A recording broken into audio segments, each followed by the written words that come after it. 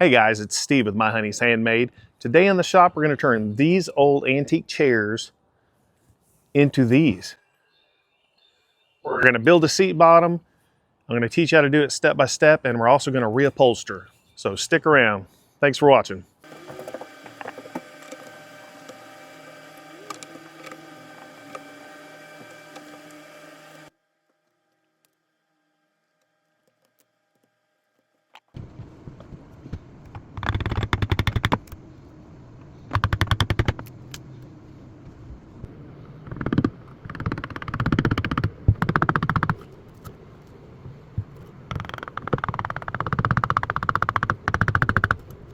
Each chair took an hour to remove the wicker.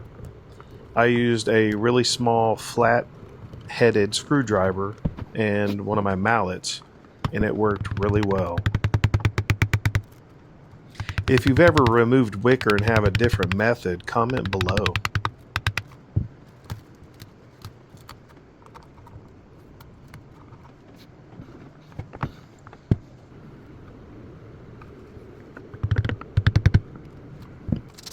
Once I'm done removing the wicker, I use a piece of plywood to smooth all the edges.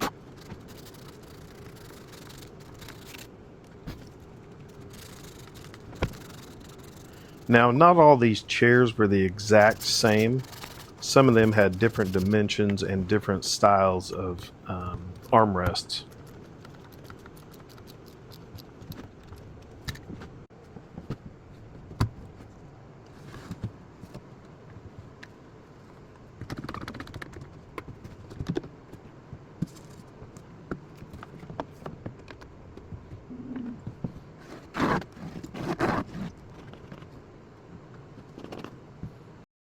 What I'm trying to do is this. I'm trying to cut a piece of wood, not this size, but that's going to go to the very edge here where I took off the caning. And I tried a compass, but I wasn't quite getting it, and all I had was this big crazy one, so I couldn't find a small one. So what I did was design one on the laser, and this is what I came up with. This is out of plywood. So basically it's going to sit like that, and it's going to be 1/4 inch thick plywood, but once I put the batting and the fabric and the foam, it needs this extra space in back because it's going to be hitting this brace, so that won't actually show. And then that's what the front's going to look like. And then, so I think I'll cut this out of plywood, and I'll sand to smooth any edges out, and keep going from there.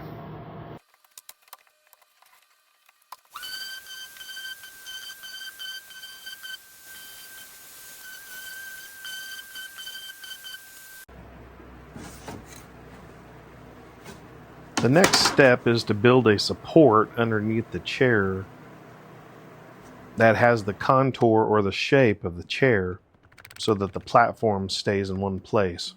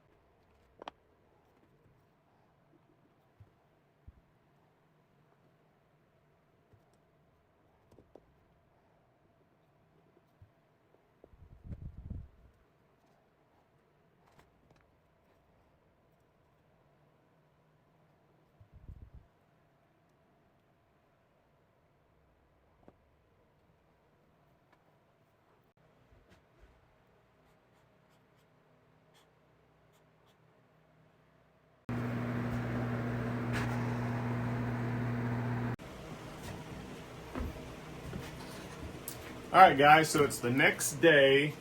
Here are our seats, and that's what it looks like. So this is number one.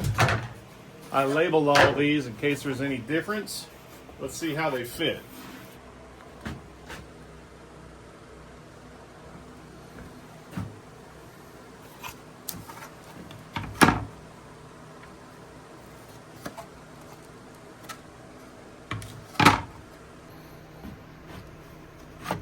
It gives you a little play so you can make an adjustment.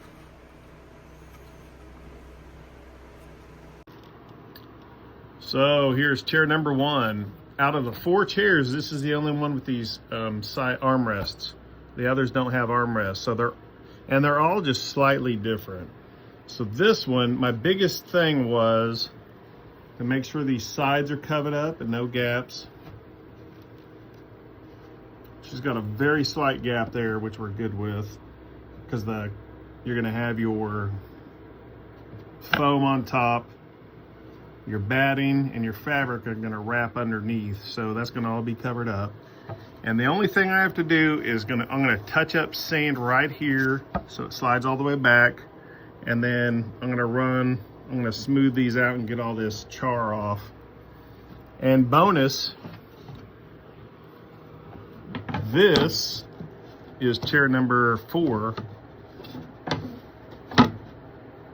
This mostly works for chair number 4, except it looks like this has a little bit wider on the edges. So I'm going to take this file in the laser and make this side come out just a little bit, and we should be good to go.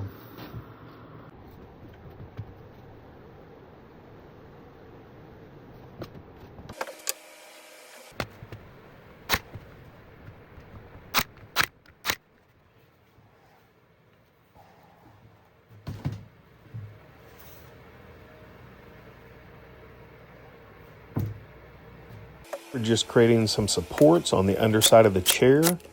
We're gluing them and tacking those in. And then the top of the chair support will screw into this.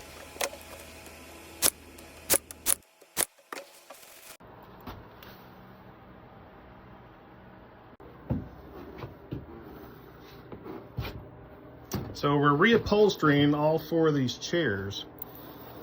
I took off the wicker, cleaned it up, and I added these nailing blocks on the bottom. Then with the laser, I cut out the seats and shaped them. Everything's labeled with the direction, but you create this frame and glue this, and it makes this board really stiff so you have a solid, flat, sitting surface. So this is number 4. This actually just slides in.